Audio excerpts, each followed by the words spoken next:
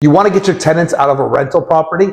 Are there legal ways to get them out? And the answer is yes, there are ways you can have your tenants leave, but it may cost you time. I don't know how long it's going to take, depending on what channels you go through. And it may also cost, well, actually, it will cost you money, at least 1 month's rent, maybe more, maybe a lot more. But there are ways of getting them out. That's what this video of 2 yeses and 1 no is about. So the first question, the first yes we have to say is, if you want to move in personally, is there a way for me to move in? And again, the answer to that question is yes. You have to provide your tenants with an N12 form, and you have to give them at least 60 days notice for you to move in.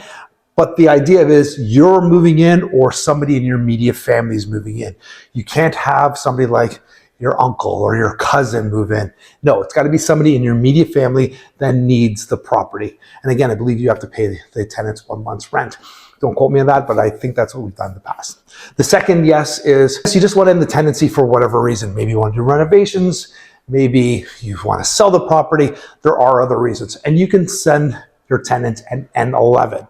An N11 is a mutual cancellation of the agreement. Both sides, the tenant and the landlord, have to agree to end the tenancy on a certain day. And that is also probably going to cost you some money as well. There's some negotiation there. But at the end of the day, those are 2 legal documents which you use. And the no is, no, you can't use an N12, for example, to get a tenant out, just to get them out, and then you to either rent it to somebody else because you want higher rent, or go and sell the property, because those are not the right forms to use. You need to use an N11 to make sure it's a mutually agreeable situation.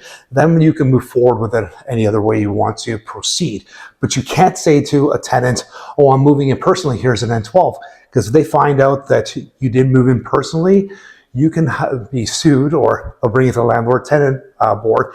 And I've heard of landlords having to pay that tenant all of the moving costs, up to a year's rent. It can get pretty costly. So just be careful when you are providing an N12 that you are moving in personally. Otherwise, yes, sign an N11 and have both sides agree.